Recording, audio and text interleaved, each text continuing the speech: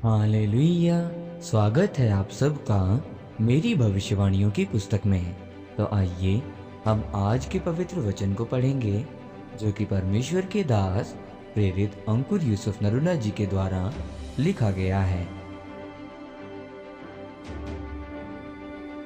कठिन समय में भी परमेश्वर के आभारी रहें। जैसा कि फिलिपियों की पुस्तक अध्याय 1 उसकी 12 से 14 आयत में लिखा है, हे भाइयों, मैं चाहता हूं कि तुम ये जान लो कि मुझ पर जो बीता है उससे सुसमाचार ही की बढ़ती हुई है, यहाँ तक कि कैसर के राजभवन की सारी पलटन और शेष सब लोगों में ये प्रकट हो गया है कि मैं मसीह के लिए कैद हूँ, और प्रभु में जो भाई हैं उनमें से अधिकांश मेरे कैद होने के कारण हियाव बांधकर परमेश्वर का वचन निधड़क सुनाने का और भी साहस करते हैं। मेरे प्रियो, बाइबल बताती है कि उस समय में 6000 से 12000 सिपाही होते थे।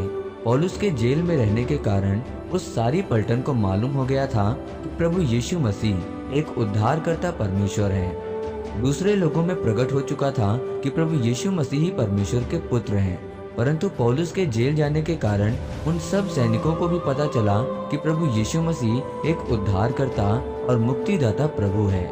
लेकिन आज के विश्वासी को अगर उसकी जिंदगी में कोई झटका लगे, कोई करंट लगे, तो क्या आप वही विश्वास में बने रहते हैं जो उस विश्वासी को तब मिला था जब उसकी जिंदगी में बड़ी गवाही पैदा हुई थी?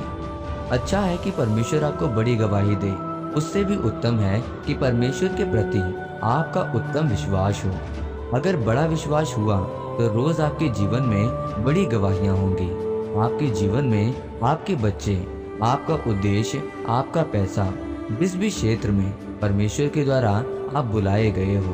मेरे प्रियो, जब आपको मालूम होता है कि पवित्र आत्मा आपकी जिंदगी में आपको उस महानता की ओर लेकर जाता है, तो परमेश्वर आपको परखता है। जेल में पौलुस भी परमेश्वर को प्रश्न कर सकता था कि प्रभु, इतना मैं सामर्थी हूँ, इतना बड़ा मैं प्रचारक हूँ, इतनी बड़ी मैंने कलीसिया स्थापित की है।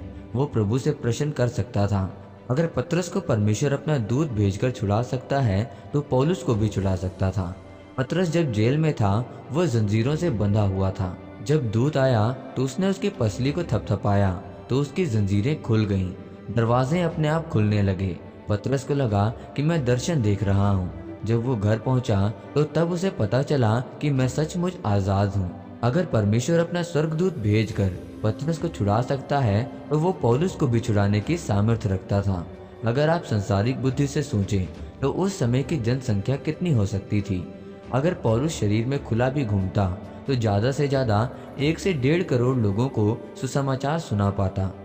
आज उसी जेल में बंद रहकर लिखी पत्रियां 400 करोड़ से भी ज्यादा लोग पढ़ चुके हैं।